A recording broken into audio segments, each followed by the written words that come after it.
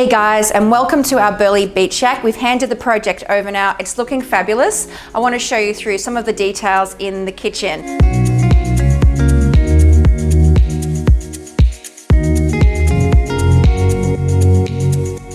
This section of cabinetry is all the Kaboodle flat packs that you can buy from Bunnings. You would never know it. We have done a little hack here to make the farmhouse sink fit within the Kaboodle kitchen. We have had to be a bit creative with how we've built this. And then, one of our tricks is to add some custom joinery and some little hacks and bits and pieces that aren't flat pack, like these cupboards here. We have hand built this. This is not a flat pack, but we've hand built it using the Kaboodle kitchen multi-purpose panels. And this is the American Oak by Kaboodle. And we've used the same bench tops here for the open shelving. We've done the open shelving here just to keep the whole kitchen, the cost down.